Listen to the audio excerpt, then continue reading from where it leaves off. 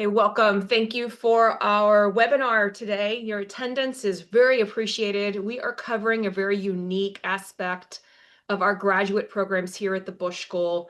We have what are called 3+2 programs that work with some of the undergraduate departments. So this is specifically for Texas A&M students. We're going to run about an hour and 15 minutes to cover both some academic and career aspects, as well as having an opportunity for some students to talk about life here. So as a reminder, this is for Texas A&M students who can begin their graduate studies at the start of their senior year while enrolled here. So students would have to come in having worked with their advisors through their department, making sure that they're getting 18 credit hours of your courses for here at the Bush School need to be counted for your undergrad degree. So you'll need to work to set some classes aside so you don't take too many. The other benefit of this type of program is being able to pay undergrad costs in year one. So you're not having to pay the Bush School fee, you're not paying the grad fees, you're paying what you are paying for undergrads because you're still designated as an undergrad senior. So it's a little bit cheaper for that. You're also applying with a 3+2 internal application, and it's free. So that's another $89 savings. And you're earning your bachelor's and your master's in 5 years, or in the case of some, 4 years, because they're coming in with some additional credits for high school, pre-AP, maybe some CLEP tests. So the departments that we combine with the Master of Public Service, there's going to be 5. So political science here within the Bush School, economics, sociology, agricultural economics, rangeland, wildlife, and fisheries management. Master of International Affairs does it with the international affairs within the Bush School and also economics. Notice that I highlighted economics in green because you guys have a choice. You can choose which degree you want to come into. You will have to decide at the time you apply, are you more apt to like what's in the Master of Public Service or International Affairs? I also want to point out that if a student is in political science, they cannot apply through the 3+2 in the Master of International Affairs. You would have to instead complete your undergrad degree, get your bachelor's, and then apply to the Master of International Affairs separately, because it is not part of that 3+2. It only combines with the Public Service Administration. So there's some limitations of that. All right, your presenters. My name is Catherine Meyer. I'm the Director of Admissions and Recruitment. So I'm going to cover a lot of academic aspects. Supposedly Matt was supposed to join us today. He has not shown up. If he does, he can jump in. Otherwise, I'm going to cover some of the aspects, and then we'll have 3 students joining us later in this broadcast to cover life as a student and talk about what it's like for that transition from undergrad to grad school. But you'll be able to ask questions as well. So I'm going to start off with career sectors and employment. What are the benefits of grad school? The student support services and resources that we are offering to our students, largely in that professional development aspect. I'll then switch hats and cover more of the academic side, what our tracks and concentrations look like, undergrad reminders of what you need to be working with your advisor, our application standards, the process, the timeline, how we do funding, and then we'll pass it on to those students. So we're going to start with this career aspect. And if you're interested in a career related to any of these interdisciplinary fields, and you found the right place. We have students who take a variety of different career paths. No one looks exactly the same. So we've got students who might come in as a political science major who want to do communications and public relations. Maybe that was something they did in an organization, student organization, and found a love of working with the community and developing those relationships and want to do something more like that. You've also got business, you've got development and conflict resolution, education, energy, government service, nonprofits, security. It's a wide range of options, and it's always changing. We well know how the federal government is undergoing massive changes right now. So some jobs that currently exist may not be in place in another year, another 3 years. So it's just understanding that you're building these skill sets and being able to mobilize and change as life throws something new at you. Now, the job titles, people often ask me, what kind of jobs do people get with this? I'm not going to read out every aspect behind that title, but you're gaining marketable skills so that you can do a job maybe as an analyst. Now, an analyst does a lot of different things. So sometimes it is working with budgets or with intelligence work or technology or risk and compliance. So you can do any number of things in an analyst job. Same thing with someone who's doing a coordinator. You can do a lot of different roles with that. Somebody might be a consultant, or they're a developer or a director, an investigator, a manager, like a manager of a nonprofit, or someone within a legislative office.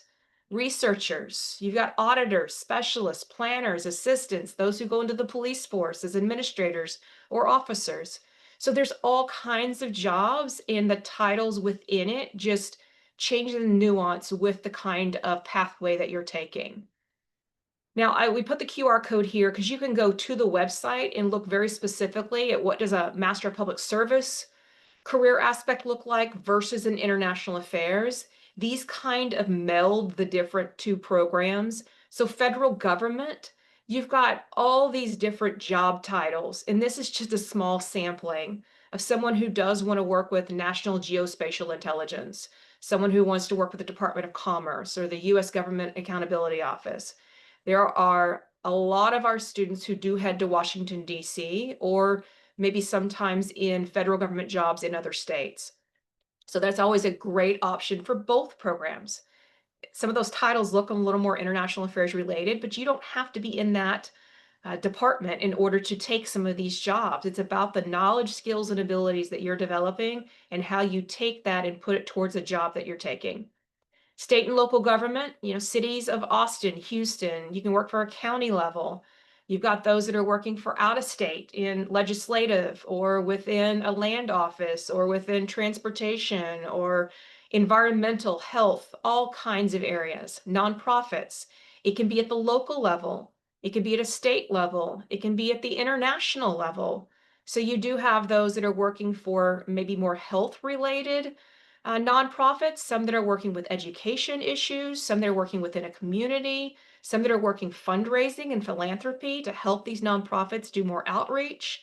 You've got some of the names you recognize, like United Way. So a lot of very, very specific jobs that some may want to stay within Texas, and others are keeping it wide open to take any number of options, even internationally if they choose. And then there are the students that are doing private industry, whether that's with government consulting or just the private industry itself because of the skills they want or the job opportunities that are out there for them.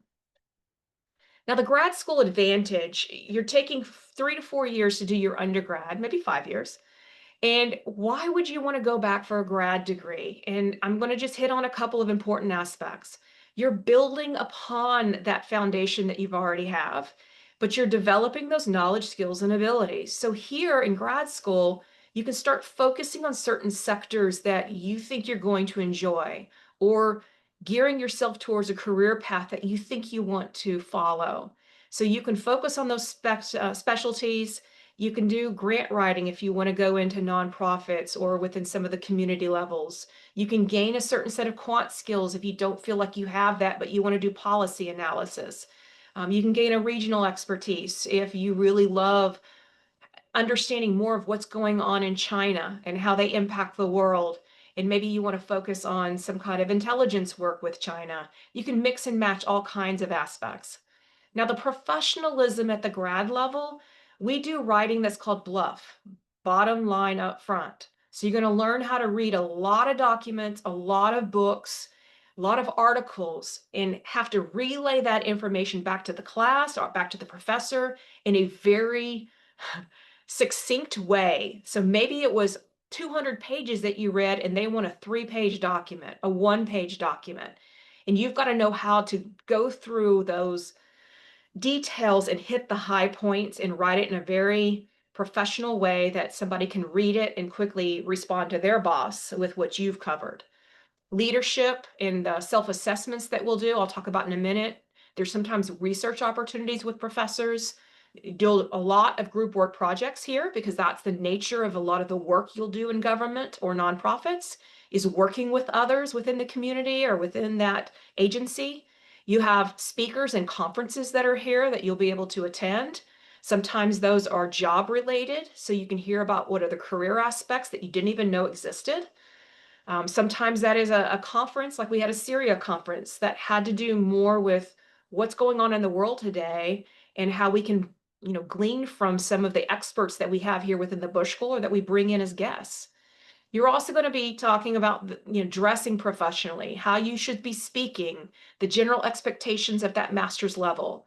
You'll be required to do an internship, or if you're in the MIA, you can do a language study. But there's another opportunity to get your feet wet into a field, whether you like it or you go, nope, that's not what I want to do. And both of those are valuable. Client-based consulting projects, which we'll talk about later, we're a non-thesis program, so we work with um, agencies and produce work for them, and that gives you great experience. Student groups and activities, so that you can get involved within the Bush School, whether that's with philanthropy, whether that's with the Ready Room, who does intelligence work. You can also look at some of the international travel we might have coming up. So there are some opportunities for that, as well as language training. So probably the most effective is building and expanding your professional network. You get a lot of great resources at Texas A&M, but now you can get them with relevant organizations. So if you're wanting to do the state and local government and city managers, there's a city management group you can become a part of. That WPS is Women, Peace, and Security. We have a lot of students who are looking at maybe anti-trafficking and other elements that affect women all over the world. And so this might become their area. Fundraising and philanthropy with a nonprofit, security, the intelligence with the Ready Room. You're also getting that expanded network with the alumni, not only from the Bush School, but also sometimes we've got those connections within Texas A&M and in a location, maybe like DC, and you're getting that career support. So just like our students who had come in and really were excited about US aid, and now that that has gone away and been forced out, they came back to the Bush School with the career office going, what's next?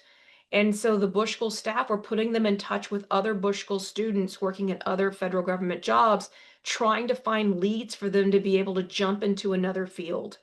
So we are here for the life of whenever you need us.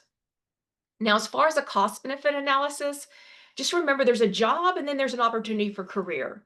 So anyone can go out and do a job and you can get paid decently depending on what it is, but a career you prepare for. So this is a return on that investment in you. That salary ranges are quite wide. People ask, what kind of salaries do people make? It's hard to say what that could be because nonprofits at a community local level are not going to pay maybe what a federal government job does, which is very standard. So students can make a nice living.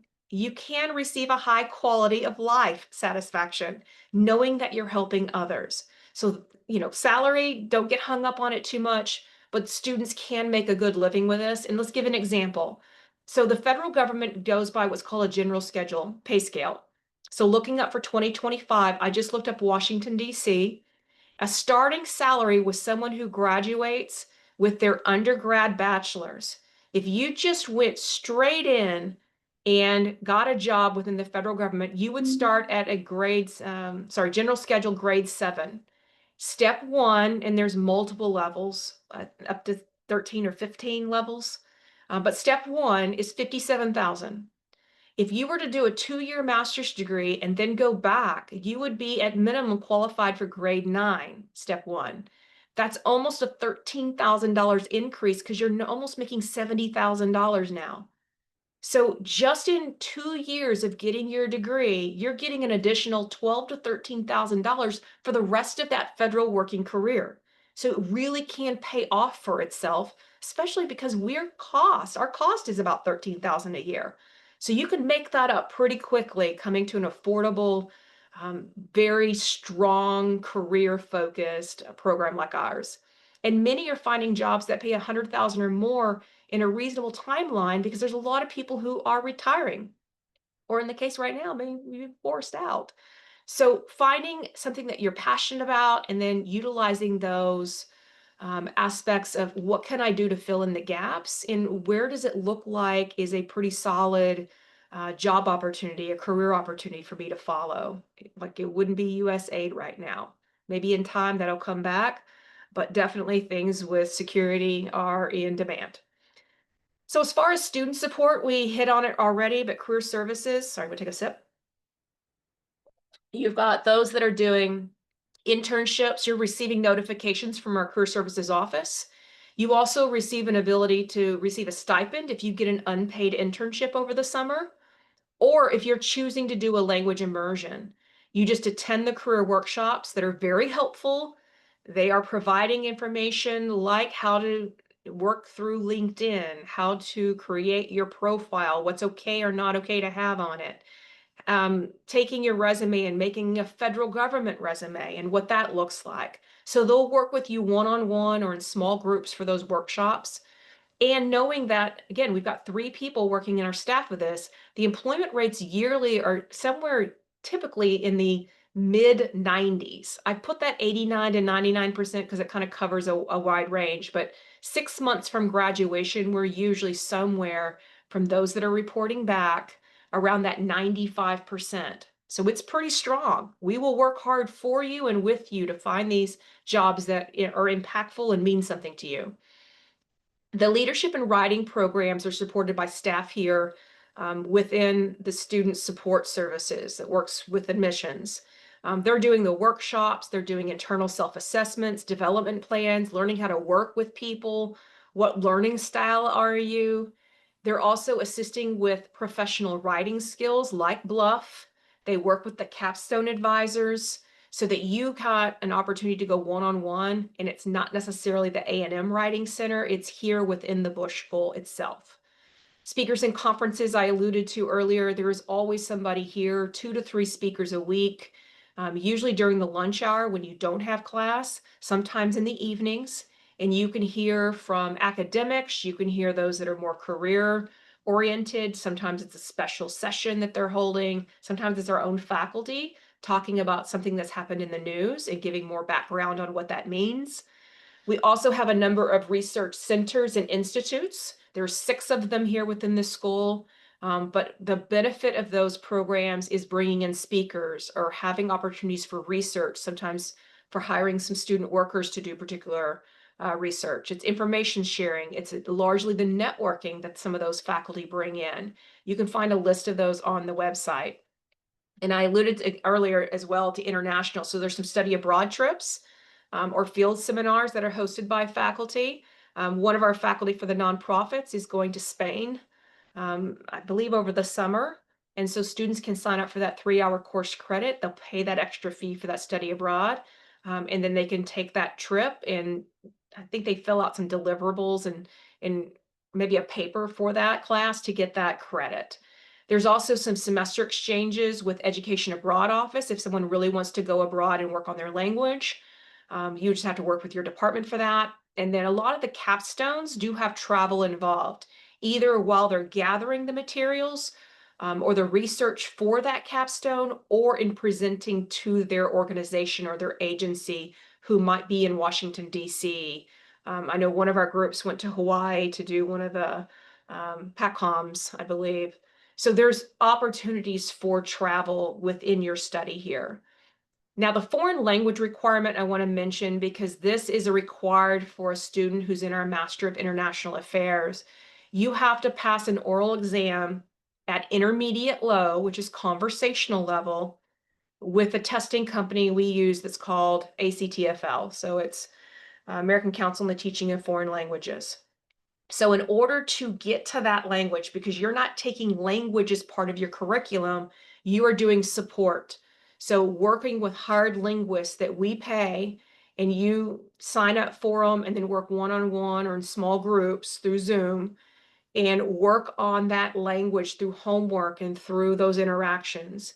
You can take a summer language immersion if you really want to get into the thick of it. Maybe you're going to France and working on your French to be able to take that test when you get back. Sometimes people will do it even between semesters and maybe go to Costa Rica and do a Spanish immersion. So there's different ways. as well as checking out software from the Texas A&M libraries like Rosetta Stone that they have. And then getting involved once you're here, there's student groups. So student government has a lot of different committees if you're really into that. There's the Ambassadors Council that'll host our different speakers or special events here. You've got the Fundraising Society, you've got the one for the county city managers, the Ready Room for Intelligence, John Quincy Adams, which again brings in speakers for the international affairs. There's even the fun stuff like intramurals. We get our own teams together for flag football, soccer. So those that want to just go blow off steam in between classes can sign up for certain sports that they like. All right, changing hats. So now we're going to talk who we're looking for. So within the Bush School, we're looking for motivated, smart, hardworking, in particular leaders. And a lot of those, you guys do that here at Texas A&M. A calling to service, especially to public service, doesn't mean you have to. You can do private industry if you want to. And then mature and passionate professionals. Now, I say professionals because that does allude to having maybe some older students who come in and bring some of that life experience with them. You guys as 3+2 students aren't necessarily filling that hat, but we are looking for that passion, right? What are you interested in? What are you involved in? Maybe an internship that you've done that's turned you on to something. Just knowing a direction you want to pursue. You don't want to just be, I really enjoy public service, but not having anything to follow that. Is that within education? Is that in within intelligence? Is that in with environmental policy? What is it you want to do for your passion?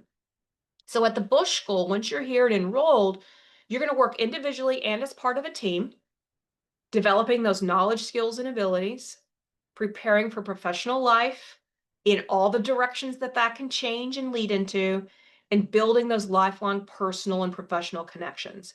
And knowing that should something change life-wise, you can come back to us and be put in touch with alumni from a different group or reconnect with some of the faculty that you had and get some leads from them.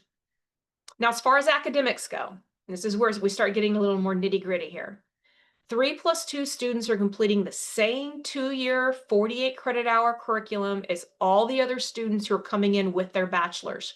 You don't look any different in the kind of curriculum you pursue. It's still our 2-year degree, right? You're just taking the 2 years and our first year is counting for your 4th year as a senior. Now the tracks and concentrations is what we use instead of majors and minors. And those are going to guide your course choices. And I have another slides that will show you what those look like.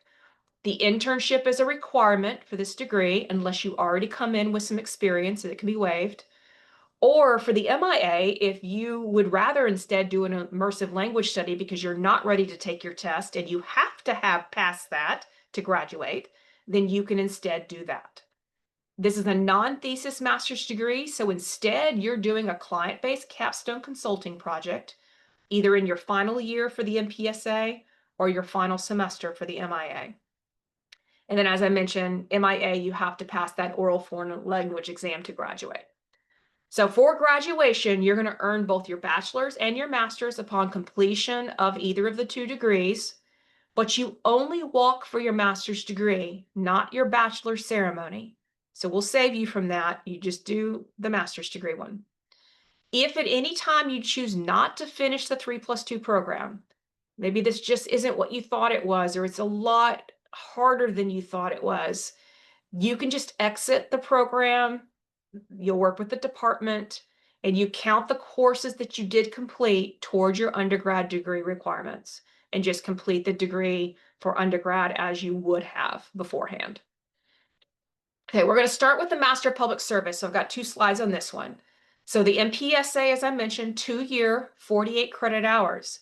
That's 16 courses.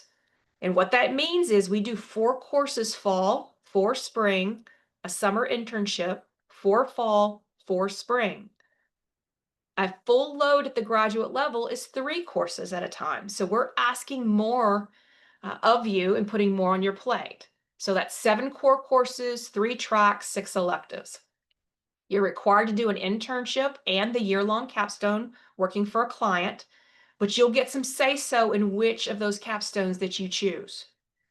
You can also earn a Bush School graduate certificate if you're interested. You can find out more about that later. And you can take some courses online if you want to mix those in with the in-person courses, but no, they have to be the electives, and it's going to cost you $1,500 more to do that. They're just more expensive with the fees that they charge.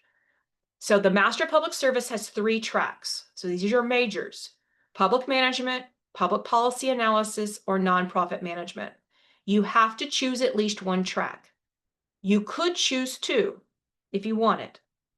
The optional concentrations are those specialties people want to develop, but not everyone wants that. Sometimes they want to stay more general and develop policy and management skills and keep it fairly generic and jump around in. Maybe one is in education, another one's in energy, one's in health. Maybe I'll do an analytical methods class.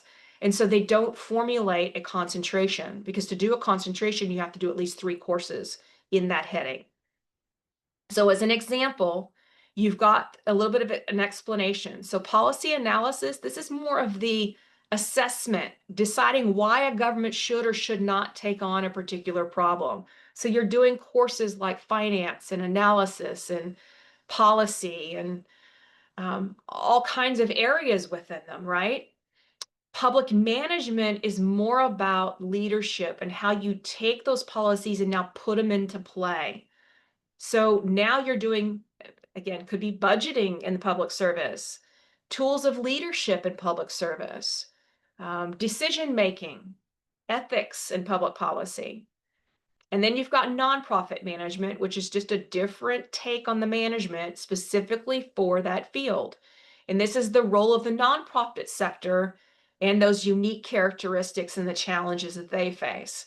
So now you can do physical management of nonprofits or leadership or volunteer and human resources. So again, you have to choose at least one track, but you could do more than one, and you can work those into your degree plan.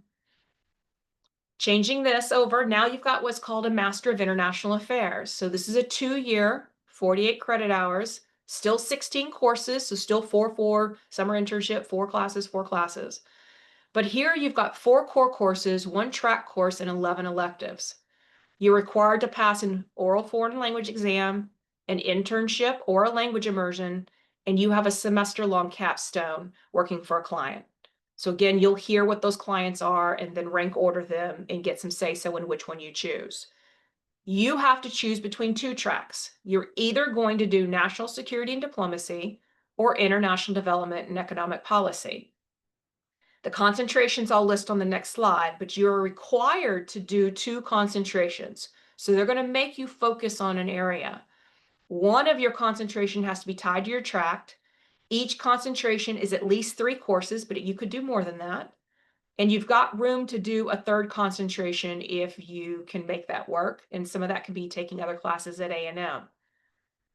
So for instance, when you're within the international development and economic policy track, so econ students, if you come in, that is the track you're put into. It's tied to your track. So you have to do at least 1 concentration in either foreign economic policy or international economic development, or the list below that says both. You can do conflict and development, pandemic preparedness, women, peace, and security. If you're in national security and diplomacy as your track, then you can pick whether cyber, diplomacy, grand strategy, intelligence, or one of those combined ones. So one of your concentration is tied to your track. Your second concentration can now be any of these, including the regional. So even as an IDEP student, you're not locked out of a national security area. You can still do one, and a lot of students do. So there's lots of variations for every student we bring in, and each class might be 90 students, and maybe only a couple of them look the same in terms of the same tracks and concentrations, or the same classes that are taking under those headings. So students really do mix and match. I'm not going to read these courses, but you can see within a concentration, there's often 8 to 15 different classes that are offered at different times during the semester, and you would sign up for those. So as an example, grand strategy and defense policy has deterrence and coercion, US military police, NATO, women and nations. And some of those classes may also be offered under a different heading. So you might start with one and go, okay, I don't really like this class, but I can still take this class and count it towards a different concentration. So you'll work with your department in fulfilling those. So tailoring your courses to your interests, you're building those tracks and concentrations.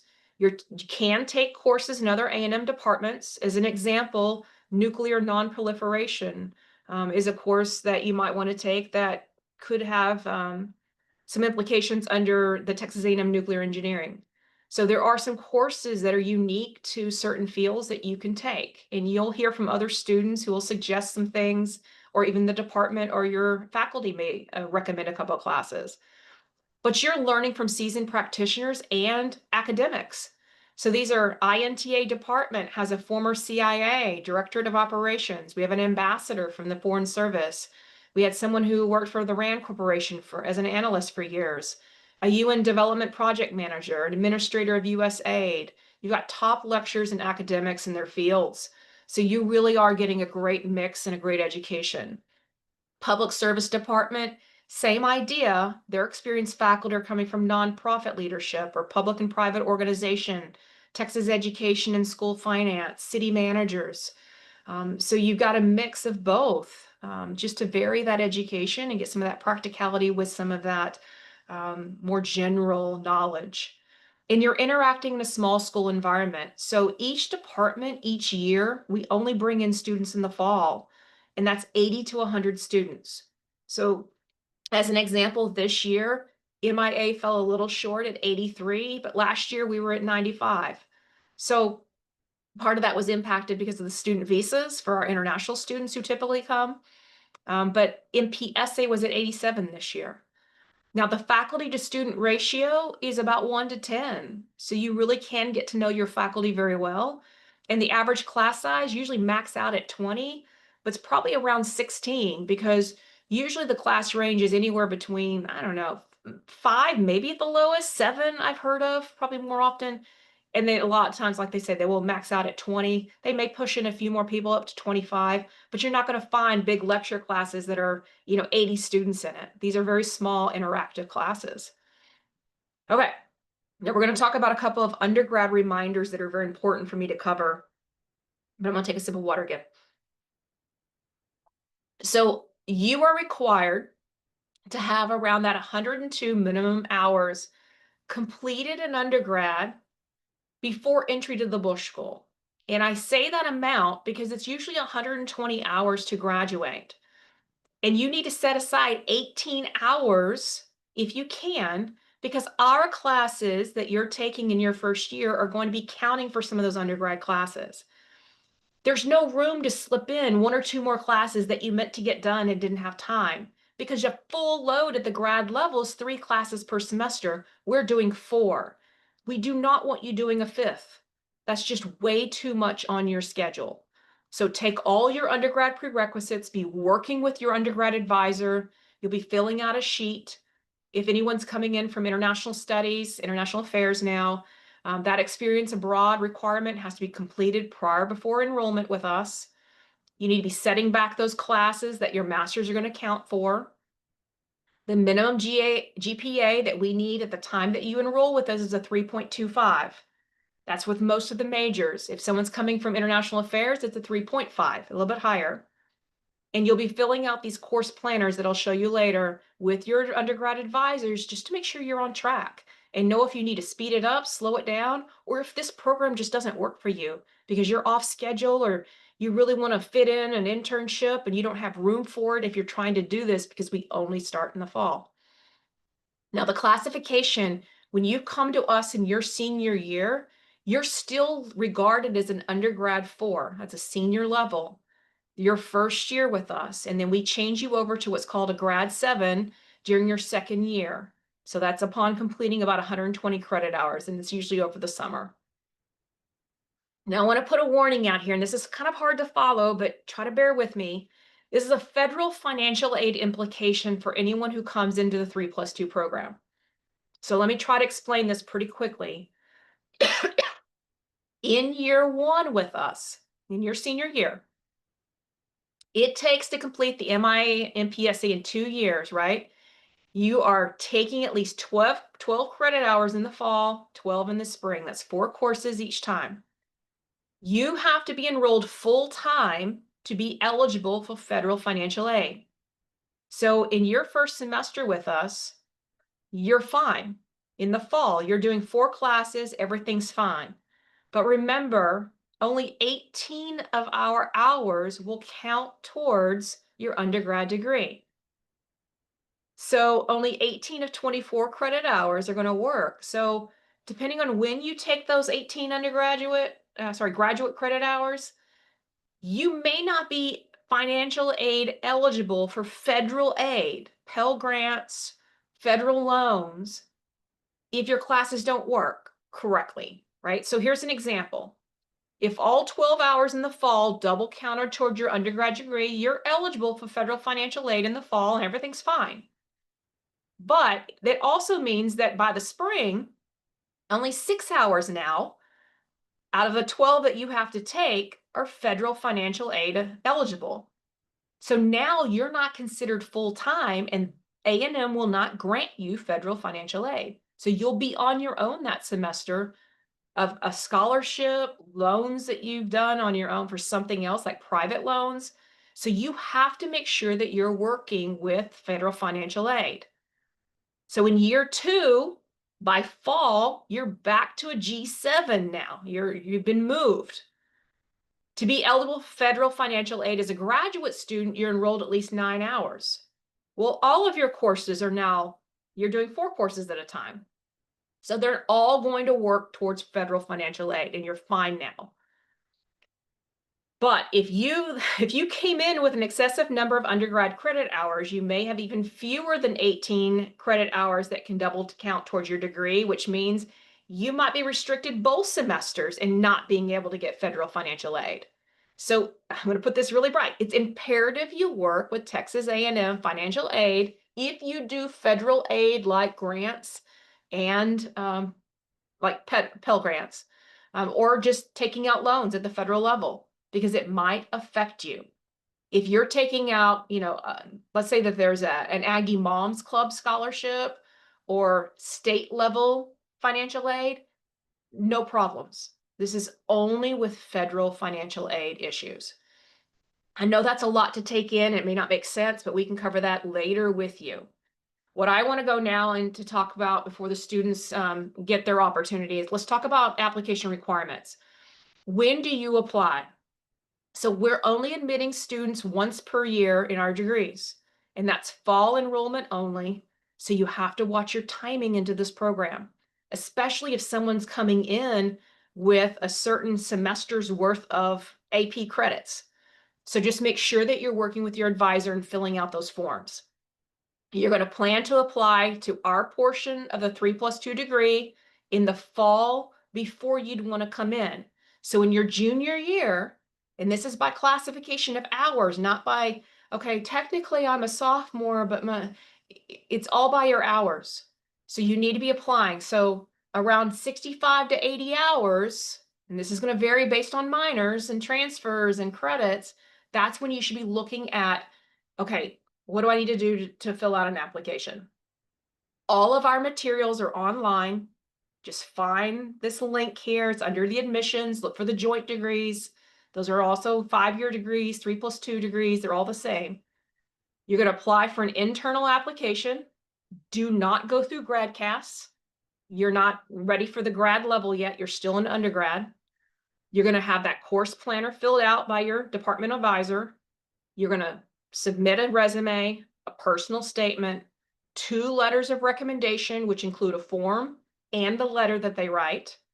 And you're going to submit those via email to the Bushel applications address that's on the website. GRE scores are optional, and I truly mean that. A lot of students are not taking the test. It's $200, requires a lot of time and prep for it, so most are just opting out. And if you are looking at the Master Public Service side, interviews are required if you're invited. MIA is doing new this year. We're doing away with those just because we're trying something new with getting decisions faster. So application deadlines, try to apply by December 15th, because that way you can get full consideration, early admissions decisions, priority funding decisions. I know that only affects your second year because your first year you're only at $1,000, but you still want as much money as you can get for year two. If you apply by December 15th, we're going to release decisions in early February, and funding will come later in March for the MPSA. MIA, you're going to get both decisions in early February, both money and admissions. If you miss that timeline, you just couldn't get all your stuff together, your recommender was running late, still apply by January 15th, you're still fine. It's the last time you can apply. We're not going to take someone who comes to us in March. It's too late. It's already closed. But if you get to us by January 15th, we'll get admissions decisions and fundings released by mid-March if you're in the Master of Public Service. And we'll try to do it by mid-February if you're in the MIA. We'll move a little faster. Interviews are required for the Master of Public Service. We'll do them hopefully at Interview Conference Weekend, which will be February 20th and 21. If you can't be for that, we'll do it either in person another time or via Zoom. MIA is going to host an admitted student day on Friday, February 27th, because Aggieland Saturday is sitting on top of our Saturday event, which is another reason we changed. And our offer response deadline is you have until April 15th to come back to us. So let's talk very quickly about these course planners, and I'll pass it off to our students. And of course, I got funding too, but course planners. So you need to go to the website and you need to find the departmental course planners under the 5-year degrees, admissions, how to apply. And you're going to see these course planners, and I've circled in red. Click here to download and find your 3+2 course planner. It's going to take you to a web page where you're now going to find your major, and they're just in alphabetical order. So I happen to just use economics as an example, but you're going to click on, are you a BA or a BS? You might also have to look to see what catalog year you're on, but you need to click on the right one that you're fulfilling, download and save it, and start filling it out. It's going to look something like what's on the left. So it's going to have all these course requirements. They're color coded. Some of them are put up at the top, which ones you're going to set aside, which ones you're saving for us, which ones are undergrad, and work with your advisor to fill this out. Enter the courses you took, enter the term you took the course, check if the course is already completed. If not, leave it blank until you do. Enter any of these additional hours you need to complete. Pay attention if that minor is going to throw on more hours and set you back, or do you just need to not do that minor? If you need to take a certain number of classes to meet undergrad residency, make sure you're working with them to know what works, what doesn't work. We have moved to these because we were having so many troubles of students who were coming to us who weren't qualified, saying they were, and then as we went through their stuff, you're like, you still have 5 classes left. What do you mean you're qualified? Well, I'm going to do that over the summer. Well, then the class is not offered and they couldn't qualify. So then they just got dumped and had to keep on with their regular program. So these will save everyone a lot of heartache. Just make sure you do it. All right, here's my final slide before I pass it on. Bush School funding, just to understand how this works. This is a competitive program for both of them. So the fall 25 incoming stats, just to show you, it's almost a 3.5 for the MPSA. MIA was at a 3.6. Merit with experience and fit affect the scholarship level. But for you guys, that's only in year 2. Because although we give Bush School funding both years, you're still a U4. So you are still qualified for your senior, any type of undergrad senior level awards that you might have qualified for.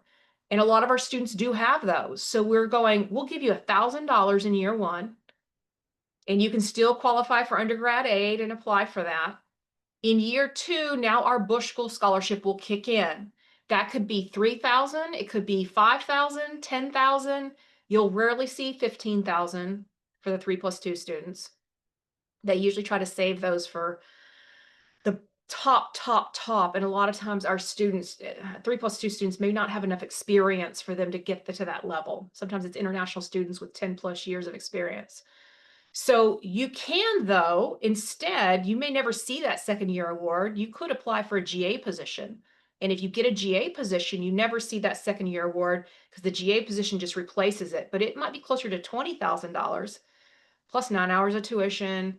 but you're also working 20 hours a week for faculty. So year one is 1,000. Year two is either your scholarship that's granted to you, it'll be in your offer letter, or you can apply for a GA position in year two.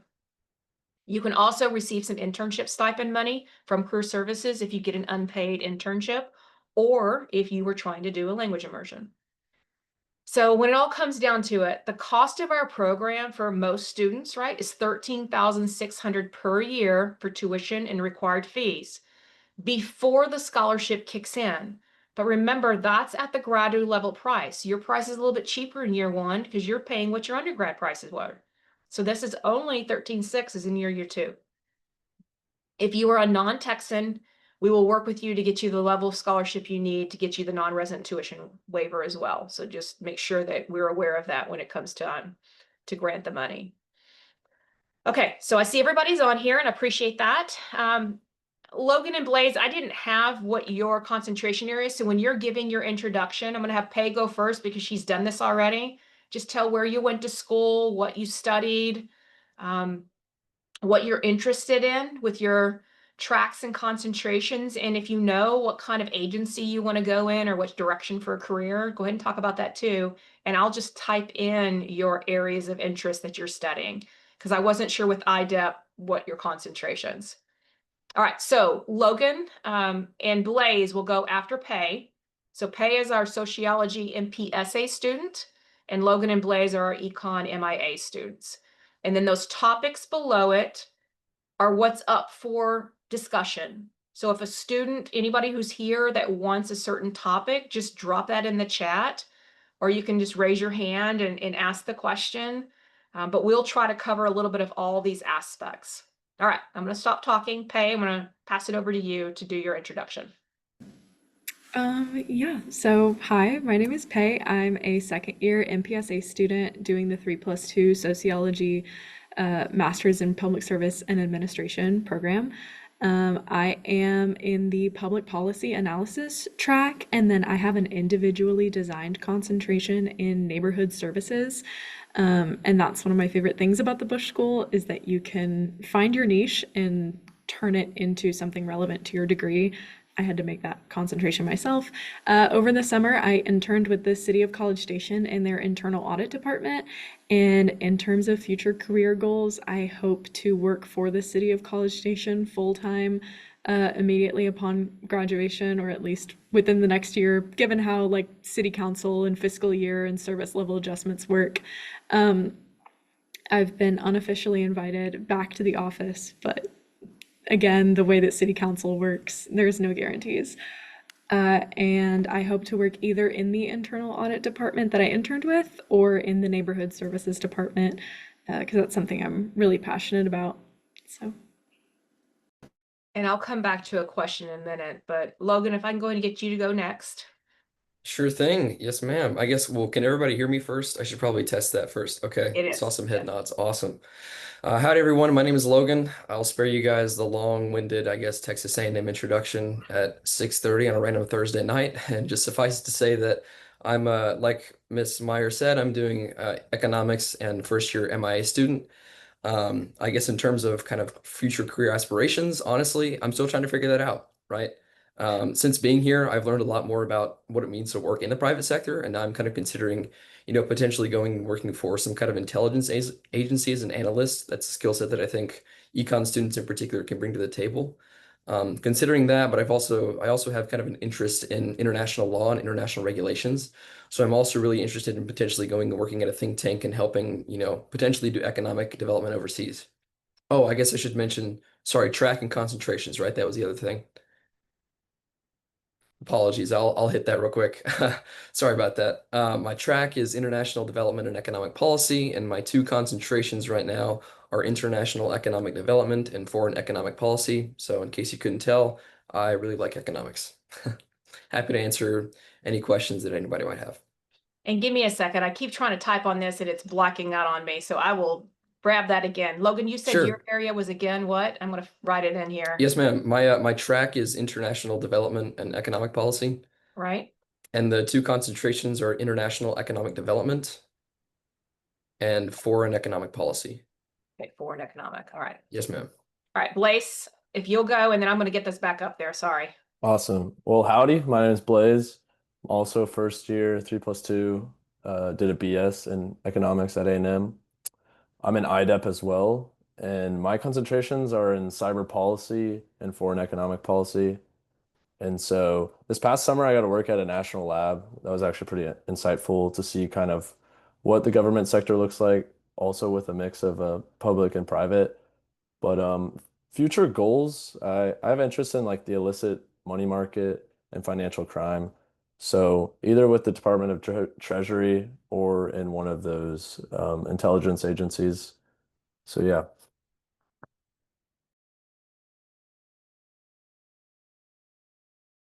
All right, I'm back to where I should be. I don't know what it was doing, but okay. So let's just give an idea of some of the topics. Let's start off with kind of an order for this. It's not that everybody needs to discuss. And I'm also going to talk, Avery, you had asked about thinking about going to law school, and does it make sense to do the 3+2? Definitely. A lot of students are very young coming out of undergrad, and so all the different experiences and undertaking a professional program in preparation for law school does make a lot of sense, and we've had a number of students do that. You also mentioned that you're not strong in math. Are there math classes? Definitely. Quantitative methods and economic analysis. If you want to just start with that, because that does talk about the academic, what is it like in taking these quant classes, and what was your preparation as a sociology major looking at an MPSA program? That's a really good point and something I was definitely going to talk about anyways, because I also was not very strong in math. Going into this program, I actually thought that my track was going to be public management, because public policy analysis is the most math heavy track. You have to do a lot of public finance, and policy analysis is more of a statistical analysis, thing that involves math. And a lot of the 3+2 students that I came in with, at least for the MPSA program, had the option to waive Quant 1 because we took the SOCI 220 and SOCI 420 classes. So going into it, if you've taken those undergrad methods classes, a lot of the time you can waive your first Quant class, but you can't waive your second one. So I still had to take that second Quant class. But I came into the program and I actually enjoyed the public policy centered economics class, like fundamentals of economics, so much that I switched my track from public management to public policy analysis, which is crazy for me because in undergrad my math grades were not that good. But I think you'll find that a lot of the time when what you're learning is more centered around an area of interest that you have, you'll find it a lot easier to digest the material. And that's how it worked for both quant and econ for me. So hopefully that helps, quell your fears a little bit. Grad school is a big time commitment, and we'll talk about that later. So I definitely studied a lot harder than I did in undergrad, but it's also because I enjoyed the readings that I was doing and I enjoyed the practice questions because they were all about public policy, which is something that I'm interested in. Whereas in undergrad, there wasn't really that additional element of enjoying the subject matter. It was just do the math, go to class. But now it's more, there's more of like a topical niche to it that brings everybody together and definitely made it a lot easier. So. All right, so Logan and Blaze, what do you believe were some of the differences between undergrad and grad? What were some of the adjustments you're making? Because I believe both of you are first years, right? Yes, Yeah. ma'am. For me, Yeah, it I was, guess you can go first. you sure? I was gonna Yeah, let you. you got it. Okay, fair enough. That's a good question. That's definitely something that I asked a couple of students when I was looking at getting into this program. To me personally, the most noticeable difference is just kind of the structure of your day, right? So, I'm still technically, I guess, a fourth year undergrad, right? That's my classification. And as an undergrad, right, you usually have, one class a day for like an hour or so. And throughout the week, right, you have a class that repeats. So like you have Monday, Wednesday, Friday class, or like a Tuesday, Thursday class, right? That's not how the Bush School works. That's not how graduate school works. You show up to class, you have the class once a week for 3 hours, right? So it's a single, very long block. That adjustment was, kind of shocking the very first week, right? I was not used to that. And it does sound like a lot, right? It sounds very daunting. Sitting there in a chair for 3 hours is, it sounds like who would ever want to do that, right? I can promise you it is actually very manageable. It's not that bad. It really helps because the classes themselves are very interesting, right? You have the flexibility here to take classes that you're interested in, which really helps. So, I mean, honestly, sitting in classes that are 3 hours long, it really doesn't feel like it's 3 hours long. I find myself really engaged in the material and the discussions. But at least on the front end, that was kind of the biggest learning curve initially, right? The biggest kind of shock to the system was I had to sort of readjust my schedule a little bit, but it is doable, I'll say. I'll add a bit of a different perspective for me. The end of my undergrad was definitely more technical in econ. So a lot of my classes were just showing up, solving problems, using a lot of modeling and theory as well. And now in grad school, it's a little less on the technical and quantitative side, at least for the classes that are not quant heavy. And so kind of re-engaging on my critical thinking, reading, writing has been the biggest adjustment. And not to say that it's a daunting task, but it's just the difference in brain power and what you're doing and having to set aside time to read, think, apply it, and then kind of see how that fits into the world in the current state of that. And Blaze has let me know he's got to log off a little early, so I'm going to give him the platform for a couple of minutes. And Blaze, if there's a couple of other of these topics that oh, can you see this again? Is Yeah, my screen sharing? yes. It is. Okay. It's not lit up green around it. So, um, are you good with a couple of other things that you want to talk about, whether it's any type of classroom experience, any workshops that you might have attended now? Just jump around and cover a couple of things until you got to leave. All right. Okay, that's good. So I guess I'll talk kind of just about the transition. So from undergrad, there's not as much structure as I would say there's in grad school now with these workshops, career advising. And I think I would just harp on the fact that everyone around you, whether it's admin or your teachers, your professors, they all really do care about us now. And I think that's something that I didn't really utilize a lot in undergrad, just reaching out because these people come from both academia and both from having careers. And so for me personally, I think that advice and mentorship has been something that I'm glad I'm starting to take advantage of and learn how to kind of go about. And with that, those workshops, like learning how to network, learning how to talk to these professionals, has been really influential in how I handle myself in talking to either at career fairs or just trying to get my name out there, understand where I want to go in life. And so I do appreciate that. And I'd say definitely don't be afraid to ask questions or reach out to your professors and go talk to them because honestly, some of them just tell me their favorite part of the job is meeting the new students and getting to see them come in and tell them and talk to them and kind of hear more about them outside of just the structured class time. So yeah, I think that's what I would want to leave with y'all in your interest in joining this program.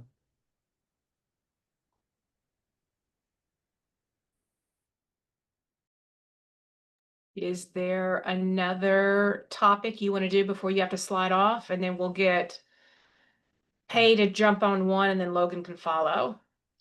Oh, let me see at these. I guess a good thing too would be to really understand how important like time management and balancing work and school. I see that on this slide. That in my later years of college, I definitely got a little better at it because you start getting less help from your teachers. But now it's really student dependent where most of your assignments and work are just in a syllabus and not posted everywhere. So learning how to put those onto a Google Calendar or whatever platform you want to use, and then understanding like one of the greatest tips I heard was having days for certain classes so that you're not just cramming all this information into your head every single day. And that's really helped me be able to retain them back for the class because you're reading X amount of pages on one topic and just being able to focus one day on that. And then when you go to class, you have that information has helped me a lot. And that's definitely been a big difference from undergrad when you met for classes at like there was more than one class a week and now it's just like one meeting a week and then you go the next week and show up. So definitely that time management, learning how to study effectively and then some active, like re retaining the information. And Blaze, before you leave, is there any type of balancing work with school? Did you have a part-time job or any aspect of that coming in? Not coming in, but surprisingly, I am now on 2 research projects, so I've kind of got hit pretty hard with balancing work and school, like I haven't before. But I think because it's research and it's also some bit of academia, it's another thing where I just have my days where I do my research, and then on those days I'm not letting my homework get in the way, so that I can have another day for that. And I'd say definitely your weekends kind of fill up more, but if you're strategic in how you study and how you set them, you should be able to create free time for yourself. Because I also do value my social life and my personal life. And so I think you just have to commit to the times that you tell yourself you're going to do things. It's a lot harder to catch up now, but easier to get ahead. Okay, well, we appreciate your Yeah. input on this. I know you've got to head out, so just do whenever you're Okay. comfortable, okay? Thank you so much. Appreciate it. All right, Pay, what about you? What do you want to jump in on? I think that what Blaze just said was really, I like that he touched on the time management stuff because I'm coming into my second year. I have a lot more going on than I did my first year. I am a GA, I'm a GAR, so I work for a professor as his graduate research assistant, and the benefits for that are phenomenal. The pay is great. The fact that I get 9 credit hours paid for makes it totally worth it. It's also a pretty competitive position, so you really have to be aware of your GPA. But for 3+2 students, the good news is that uh, the only GPA requirement takes your first year of grad school, so your fourth year. It does not include your entire undergrad GPA. So if that's something that you think you want to keep in mind as a way to earn money your second year or to kind of balance out the financial stress of being in grad school, it's definitely a really helpful thing to do. But that's 20 hours a week for me. I'm also president of the International City and County Management Association student chapter here at A&M, and I'm the project manager of my capstone. So I have taken on a lot this semester. You have to know your first year, I will say, you don't have to take on a lot ever, but especially your first year, I think it's a great piece of advice to just kind of be aware of what you can handle, figure out your time management techniques, figure out how you study, because it is totally different from undergrad. In undergrad, kind of like I think Logan said earlier, you have like, those recurring classes every week. You just kind of show up. Usually you're in bigger classes with like 200 people, so maybe you skip your readings every once in a while, and no one ever really knows. But in grad school, a lot of the classes tend to be more discussion based. If you don't do your readings, it will be detrimental to you. A lot of the time, those are really beneficial readings, but they're also really interesting, which makes them easier to do. But overall, I would say the time management skills, I had to learn how to study and learn how to manage my time in grad school my first year. And now I'm bringing all of those skills into my second year, and I'm taking on more than I ever thought was like humanly possible for me. So, yeah, I think that would be my biggest thing is just know that academically and time-wise, it will be different from undergrad. It will be more time consuming. It will be more difficult. That's why it's a master's degree and not a bachelor's degree. But if you prepare yourself for it and you start developing some of those better habits now, you're going to thank yourself for it later, and you'll be a great fit for the program. And while we're on it, Pay, I think this had been talked about before, and I don't remember if it was yours or someone else in an open house, but tackling those readings, because you do get a lot of readings. What is the advice that you've been given in how to get through those? Yeah, I will say as an MPSA, I've heard that the MIAs have much more reading to do. But in terms of MPSA, there are a lot of tools that you can utilize online. I know Google Notebook will turn your papers into a podcast sometimes. And so, especially if you're a commuting student, that can be really helpful for listening to them. I will say, using AI to do things like that is not always 100% reliable. My favorite way to take notes is to annotate. So getting like a PDF copy Online, I use my like Apple Pencil, whatever, to like take notes in the margins, and just kind of skimming. You have to learn the art of skimming. You cannot sit there and read every word the same way that you would a chapter book, but being able to look up online best ways to read for you. I can't even tell you like what my 100% of the time strategy is because sometimes it shifts. It's like really fluid, and what works for me might not work for you. So just make sure that you really invest that time before the school year starts. Invest time into trying out different ways of reading and figuring out the storage systems that work for you too, like OneDrive, Google Drive, Google Notebook, the note-taking strategies that you have. You will find your niche and what works for you, and you can go on from there. But I can name like 15 different ways that people are taking notes and doing their readings. A lot of people recommend reading groups. I'll say my cohort never really took advantage of that. I think that it can be good in theory if you find that that helps. I've seen it happen, but a lot of the people that I know just lock in and have their own little strategies, and it's totally up to you. You can figure out what works for you. Okay, Logan, your turn. Fair enough. Okay. I feel like I should also at least hit on time management briefly because that's so important, you know. That was definitely something that people hammered on when I was kind of in this position and I was, a prospective student kind of trying to find out more about the program and then going through the interview process and then, the selection process, right? That was something that was repeated over and over again was the importance of time management. Definitely true, right?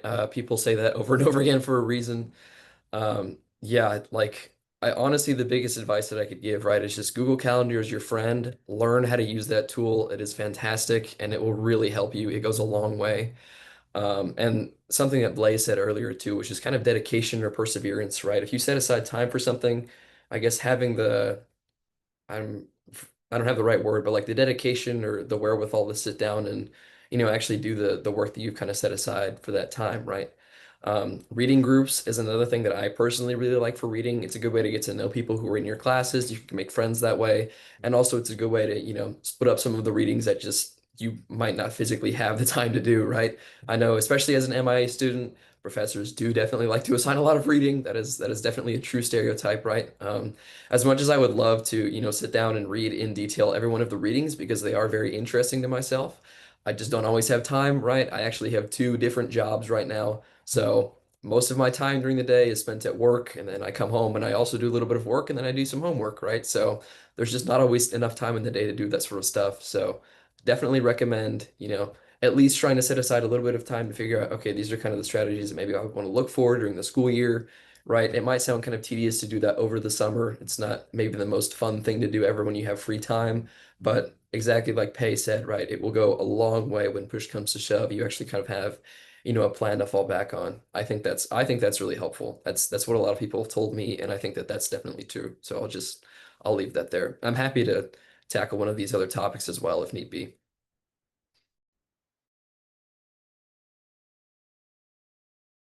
If you can answer about workshops, have you attended any yet? Yes, ma'am. I definitely have. What, Yeah, that's a give an good. idea of what they are and what that's Sure. involved. No problem. Yeah, that's a good point. I don't know how much you guys have heard during this presentation, right? But at least for the first year students, you have to attend a series of workshops that are sort of career oriented, right? They're kind of like soft requirements, basically. You have to do them. You have to go. I'll say that. You have to go, you have to do them.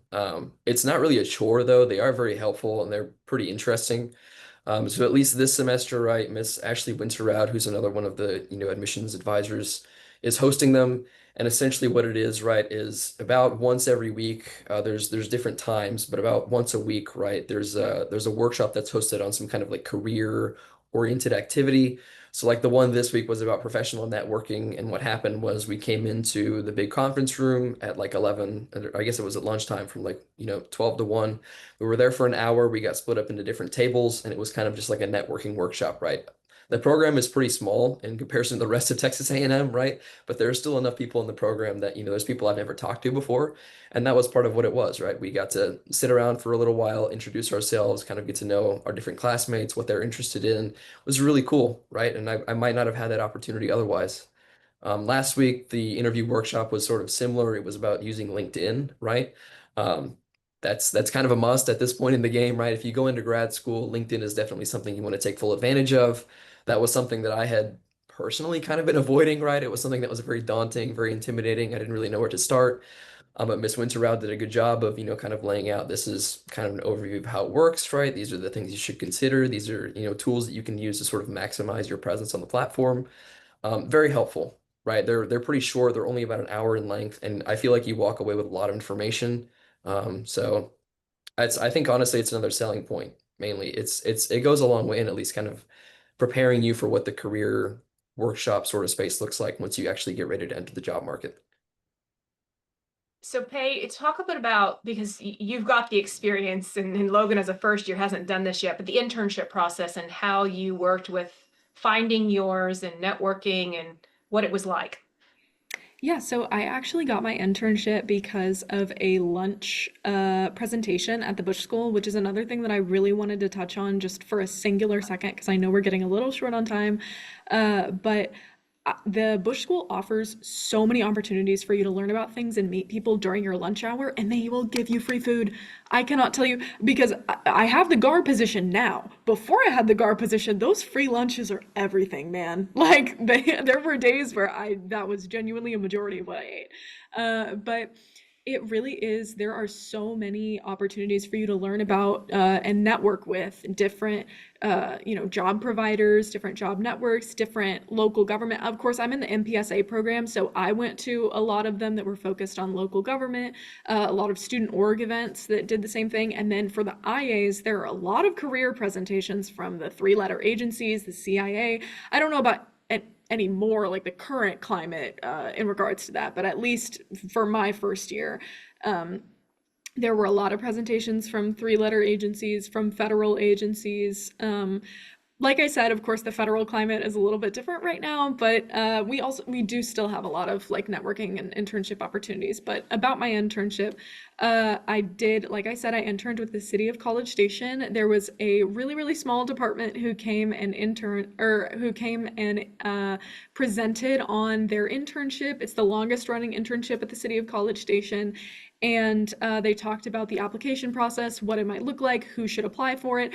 I immediately applied, and fun fact, I actually cried during my interview with them, which was really funny. But that is to say, I cried because I was recounting an experience that really like bolstered my passion for public service. Like it was tears of passion, not tears of sadness or anxiety. But because I interned with an auditing department, you'd expect me to have some kind of background in, economics or accounting or something like that, but I had no background. I took my first economics class my first semester here at the Bush School, and I kind of fell in love with it. But, it is you have to go in knowing that you've got an open, like the world is your oyster, and you can't cut yourself off from experiences just because you don't think you have the experience for it. If you have a passion for public service, every door will open for you. And it doesn't necessarily mean that that will lead you down a permanent path, but I am so grateful for the opportunity that I had just because of the Bush School and just because of what it's taught me about being a public servant and the opportunity to network with the city. That was cool Great. too. And now you get to turn that into a job search, right? See what to do next. Yeah. Yeah. Well, there's a lot of great topics and we're out of time. I want to make sure that we wrap up. But I've put the emails for students so that you can reach out. If you do have specific questions, you can always reach out directly to me at Bush School Admissions, and I'll be happy to answer any follow-ups or put you in touch with a student. But thank you guys so much for joining us. Thank you too for jumping in and staying with us with these answers about student life. But I'm going to stop recording and we'll just end this survey. And Jai, if you ever have questions, please reach out to me. Thank you for showing up today. We greatly appreciate it. Bye, Pay. Bye, Lagan.